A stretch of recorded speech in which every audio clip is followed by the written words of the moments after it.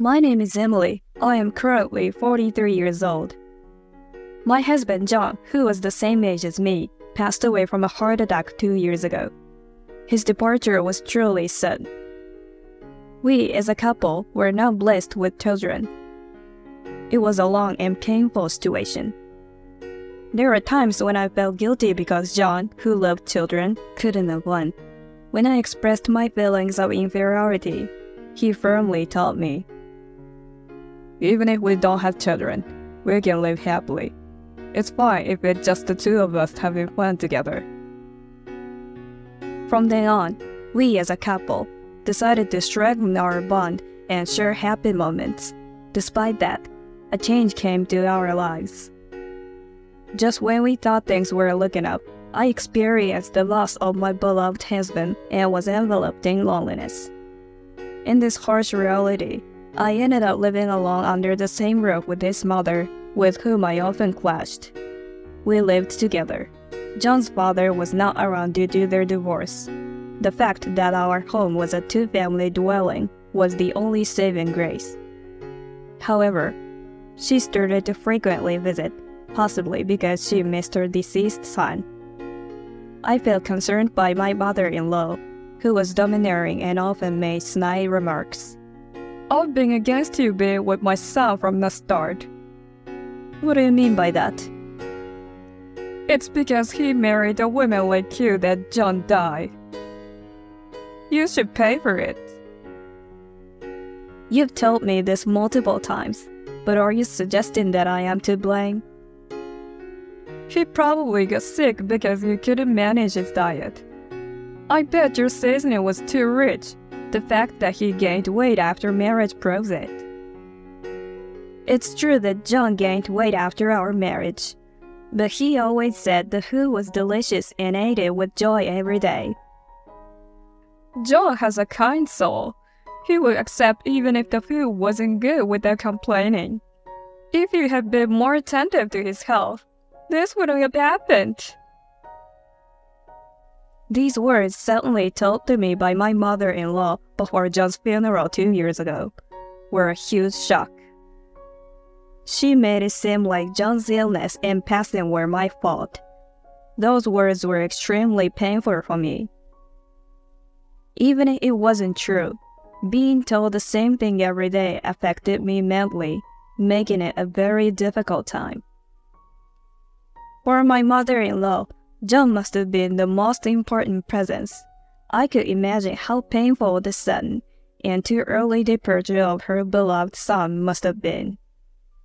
I could understand her inability to control her emotions. However, her attacks on me escalated day by day. And I never thought that something like that would happen at the time.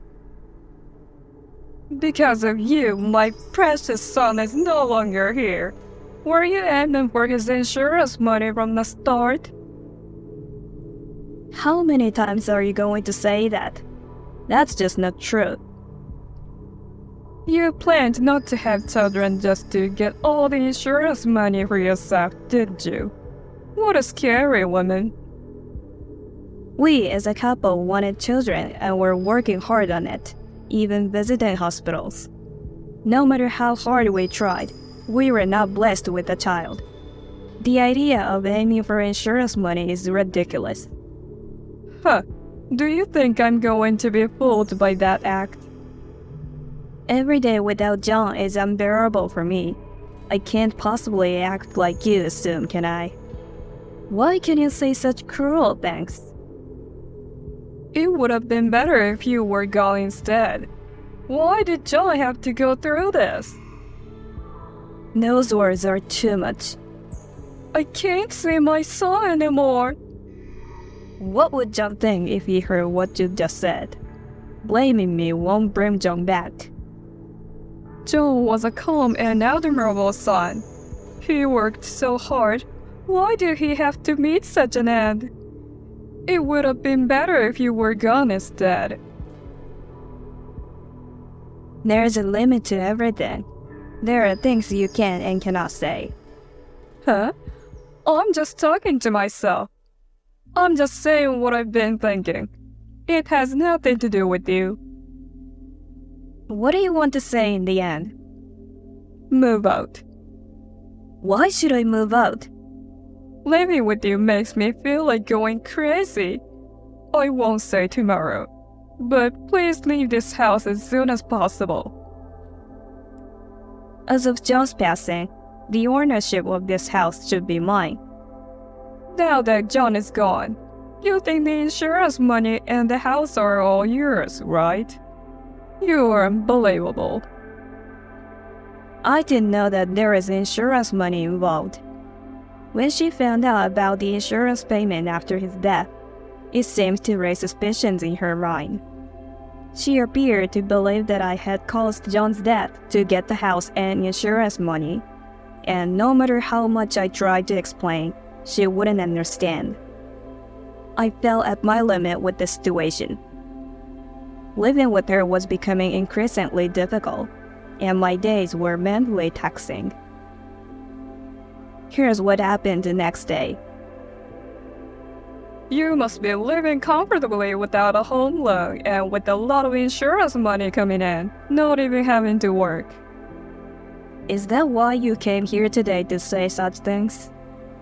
My, such a cheeky way to respond. I can't stand the constant snide remarks. I understand that you're grieving over John, but it's not fair to take it out on me. I too miss him terribly and feel lonely. Really? Don't make me laugh. With the house and money, isn't everything just perfect for you? Playing the good wife act, are you? I don't want to hear such things. We struggled with not being blessed with children. But I loved John and always hoped for us to share many happy moments together. It's impressive how you can say such things. With all the freedom, money, and everything going your way, isn't life just perfect? That's so cruel. If I could exchange the money and house to have John back, I would do it in a heartbeat. Oh, so you're saying you don't need the insurance money then? Why would you even say that? If you don't need it, then I should have it, right? This money is the last gift John left for me, thinking of my future after he's gone. I want to cherish that sentiment. What a shameless woman you are. At this point, I felt it was detrimental for both of us to continue living together. So I mustered the courage to make a proposal I had been contemplating for a while. Can we end this lifestyle? What do you mean? Every day we argue, and it's just hard on both of us.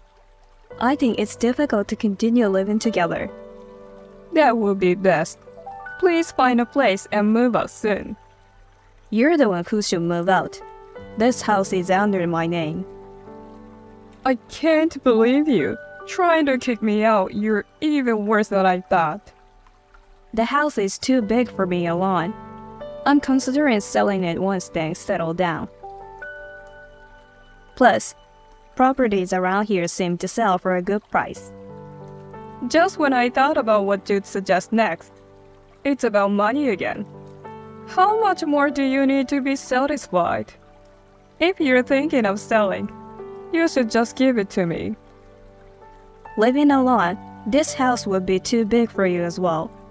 And maintaining it, including property taxes, could be a burden. I can help you find an apartment.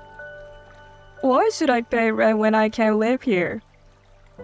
If you're planning to sell, you should give it to me. I believe the rent for an apartment would be more affordable than maintaining the whole house. I can't afford to pay rent every month. I will help with the rent. If that's the case, that's fine. I'm glad to be freed from living with you. I always thought it would be the worst to be with you till the end.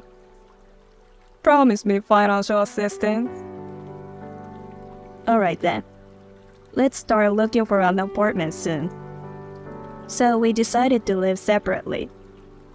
Mother-in-law seems to be struggling financially, so I intended to help her with the apartment fees.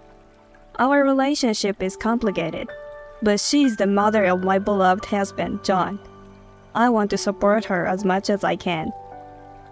Around the time I started looking for her new apartment, I suddenly fell ill. The diagnosis was cerebral hemorrhage. Luckily, it wasn't life-threatening. Including my recuperation period, I spent 2 months in the hospital. During my stay, mother-in-law never visited me. My parents and sister took turns caring for me. Thanks to their support, I could return to almost my regular daily life, with only slight residual symptoms. And just like that, my 2-month hospital stay flew by, and the day of my discharge arrived. I originally intended to return to my parents' house for a while, but when I went home to get my belongings, I was met with a shocking scene. What? The house is gone? What happened? I stood there in disbelief. Mother-in-law appeared as if she had been waiting for me. Congratulations on your discharge. I didn't expect you to come back looking so well.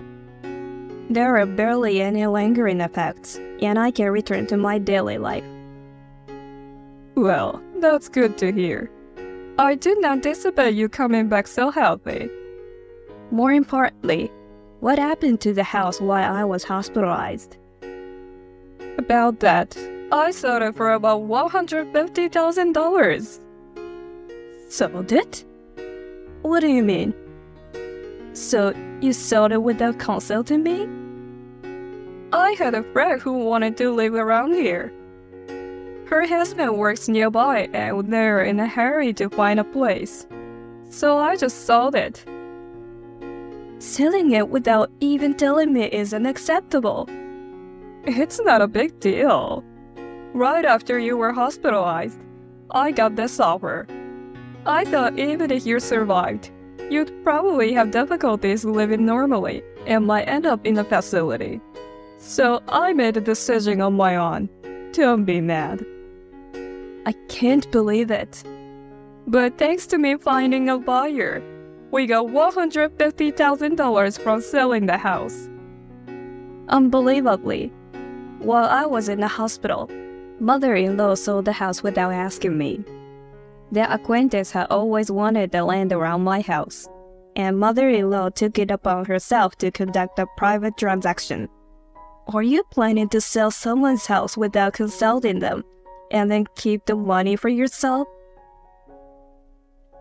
The house was originally under John's name, right? That's true, but I don't think it's any of your business. Anything that belongs to my son John is mine. You interpret everything in your favor, but that's not how it works. What do you mean? When John passed away, the house title changed to my name. So what? Selling a house without the owner's consent is almost criminal, you know. Please don't call me a criminal. Who would you think you'd be able to live a normal life after hearing about the cerebral hemorrhage? That doesn't mean you can just sell it. Why are you making such a scary face? Do you think you'd win in court? How about splitting this 50-50? So $75,000 each. It's not about the money. Then why are you so angry? While I was hospitalized, she sold our house on her own and used the money to buy a condo for herself. Coincidentally, a condo next to our house was on sale for about $75,000. And she lives there now. Moreover, my belongings were placed in the new home. When I had my cerebral hemorrhage, she seems to have thought my condition was serious and made various decisions ahead of time during these 2 months. I decided to tell the self-centered woman the truth. The house is no longer under my name. What do you mean? I was in the process of selling the house while I was hospitalized. So what? Because of the good location, it was quickly decided. I was supposed to handle the procedures after I got discharged. But I've already sold it, so it's too late. You should cancel it right away.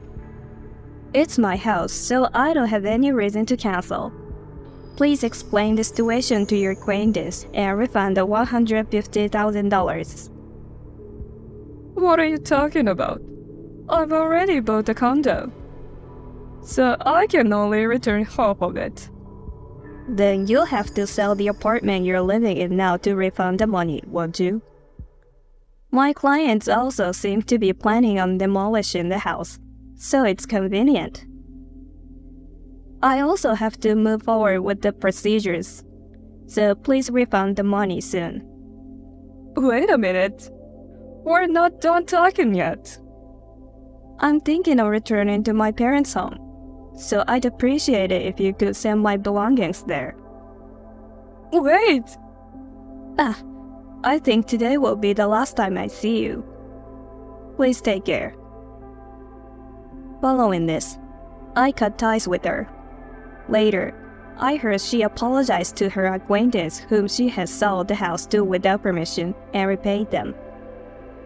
The cost, including demolition and inconvenience fees, amounted to about $170,000. Furthermore, although she sold her apartment, its value had decreased since her purchase.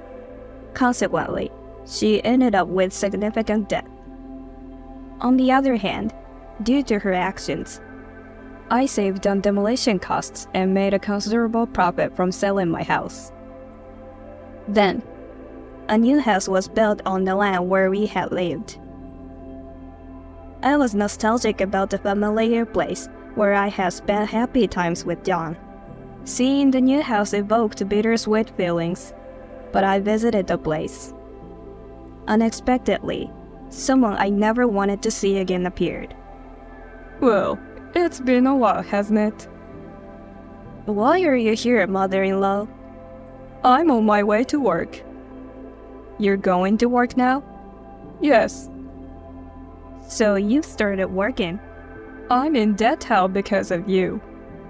Why is that? I have nothing to do with it. What happened to the assistant for my apartment you talked about? We've cut ties and are no longer family. So that discussion is void. John would be saddened by this situation. I'd say the same thing to you. What do you mean? John always prioritized me and treated me with such kindness. He was always considerate, wasn't he? What are you trying to say? You used to blame me almost every day, right? Saying that John's death was my fault. Yes, because it's the truth. How do you think John would feel if he heard that? Mother-in-law was at the loss for words. John built a multi-generation house for us because he was worried about you, did he? Yes, he did. Don't you think John would be saddened to know that you sold the house he built with so much love and kept the money for yourself? You're being sarcastic. If John hadn't met you, he would still be alive today. Are you still going to say that? Will that change how you feel? I have no reason to be lectured by you. Now that you've got so much money, you should at least take on some of the debt. You're still family, aren't you? I never really liked you, but I intended to take care of you because you are the beloved mother of John. Of course, that's the least you can do. But honestly, I cannot forget some of the things you've done and said after I had a stroke. I just can't forget the hurtful words you've said to me. That was months ago. Don't hold a grudge. It's hard for the person who was hurt by those words to forget. You're quite tenacious, aren't you? Call it what you will. I'm not involved anymore. By the way, aren't you supposed to be at work by now? Oh, look at the time. Take care on your way. If it weren't for you, I'd be enjoying a peaceful retirement by now. Sounds like you regret your choices. Instead of blaming others, maybe it's best to reflect on your own actions. I then spoke my mind to her and left the scene. It's been only 2 years since John passed away. Thanks to the money he left behind, I'm now able to lead a stable life. The money that John left for me is invaluable, and I intend to use it wisely. I've purchased an apartment near my parents' house, and I'm living there alone. I miss having John by my side, but I find comfort in believing he's watching over me from heaven. I want to live a long, healthy life, cherishing the memories I shared with John, and living for the both of us. My dream is to one day reunite with him in heaven and share all our cherished memories once again.